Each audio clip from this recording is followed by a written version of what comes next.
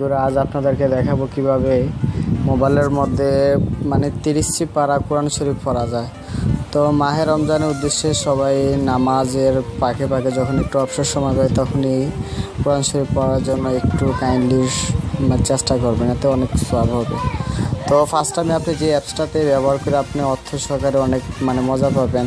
যাওয়া কোরআন শরীফের মধ্যে কোনো অক্ষরে ভুল নাই। প্রথমে আপনি অ্যাপসে যাবেন, যাওয়ার পরে দেখেন আমি একটা কোরআন শরীফ সফটওয়্যার নামায় নিছি। যে দেখেন এই সফটওয়্যারটা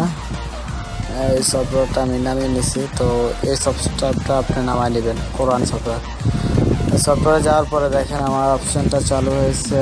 তো এটার মধ্যে আপনি দেখেন উপরে মেনু অপশান আছে, চার্টস আছে, লিস্ট আছে, সেটিং আছে, শেয়ার আছে। তো আমি লিস্টে গেলাম।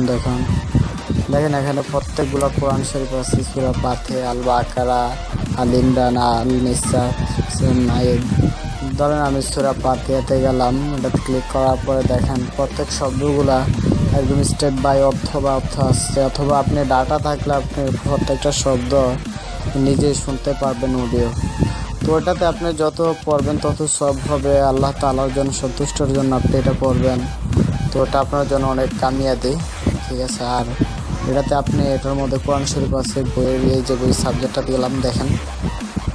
তো এর মধ্যে পারা আছে, পারা থাকার পরে যে দেখেন স্টেপ বাই বিসমিল্লাহির রহমানির রহিম, আলহামদুলিল্লাহি রাব্বিল আলামিন। এভাবে পুরো কোরআন শরীফ এটার মধ্যে হাফেজের সবগুলো আছে।